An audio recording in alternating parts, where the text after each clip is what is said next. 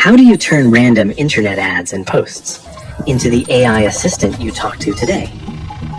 This episode, we're about to open up the black box of large model and show you how this billion-dollar modern alchemy actually works. First step isn't buying GPS. It's finding the data for large models. You need all the text on the internet, websites, books, code, all of it. Let's use Llama 3 as an example. It's open source. To feed a model that size, you need 15 trillion tokens. Where do you get that? Crawl the entire web. The biggest data source is Common Crawl, with hundreds of petabytes of web pages. But most of it is garbage. If you feed it to AI without cleaning, ask it a question, it might answer. Nothing beats a Jet 2 holiday. So the real skill is cleaning the data. You build a brutal cleaning pipeline. Strip out advertisements. Keep only the main text. Filter by language.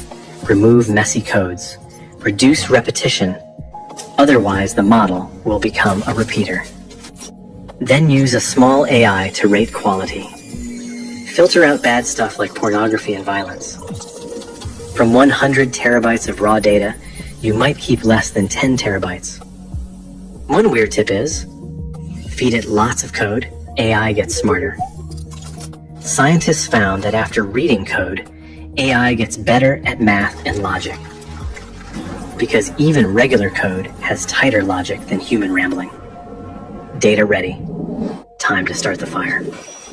You feed 15 trillion tokens into a model with massive parameters. All it does is guess the next word. Every time it guesses, it adjusts. If wrong, adjust harder. This one action repeats 15 trillion times. One H100 GPU would take hundreds of years. So you need thousands of GPUs running together. This isn't just hiring more workers. The hard part is coordination. How to do. The model is too big for one card, so you cut it into pieces. First, take pipeline parallel. Split the model by layers, each few layers on one card. Data moves down the line like pipeline. Then, take tensor parallel within each group. Split matrix inside one layer.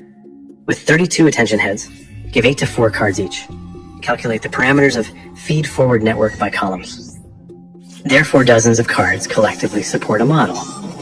But it's still too slow. So, replicate this entire configuration multiple times. Divide a large batch into smaller portions. Each group process data separately, then synchronize the results. With tens of thousands of GPUs to form a 3D grid, it finally works. But this is not the end yet. Meta-trained Llama, 405 billion on 16,000 H100s. In 54 days, it failed 419 times. Memory errors, network cuts. On average, a crash every 3 hours. So, training large models isn't just pressing start and waiting, it's running while repairing at the same time. Run a bit, save, crash, reload, then fix, and run again. Therefore, 90% of the work is fighting failures. After months of intensive AI model training, you have a base model. You ask it, who invented AI? It might say, this is a history question. Let's move to the next question. It's not answering you, it's just continuing the text. Because in its database, that sentence structure led to exam. Right now, AI is just an unfeeling completer. It doesn't care what you want, so you need to retrain it. First step, supervised fine-tuning. Show it thousands of high-quality Q and A examples. Teach it, when someone asks a question, answer it directly. Here's the crazy part. Research found that just 1,000 carefully picked examples can make a 65 billion model beat a 200 billion model in some tasks. Because the model already acquired almost all the knowledge and reasoning abilities during pre-training, you just need to unlock what it already knows. But format isn't enough. It needs to know what is a good answer. This leads to the second step, reinforcement learning with human feedback. For the same question, When model writes multiple answers, humans should not directly write the right answer, but click which one is better. Do this over and over. This teaches the model what good looks like. And many systems today also take streamlined approach, like direct preference and AI feedback. Who are those human labelers?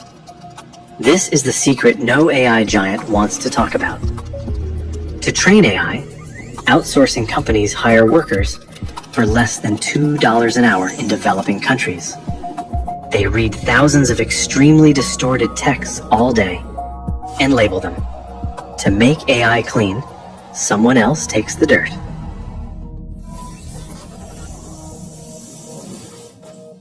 Model is ready, but training costs $100 million once.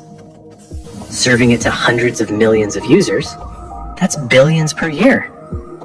The real money sink is reasoning. Every time you ask a question, it generates one word at a time. For each word, massive parameters run through memory. More users, longer chats, higher cost. Engineers came up with two tricks. First is KV cache.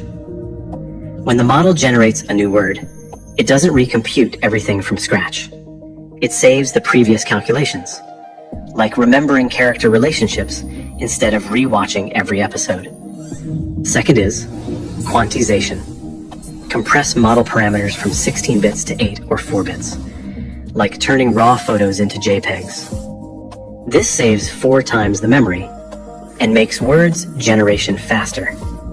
If you can compress it this much, can regular people run it on their own computers? In 2023, Georgy Gerganov wrote llama.cpp by himself. Within a week, a model that needed thousands of professional GPUs can ran on a normal laptop.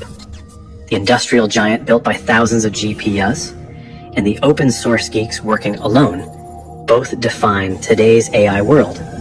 Look back at this process. It's not magic.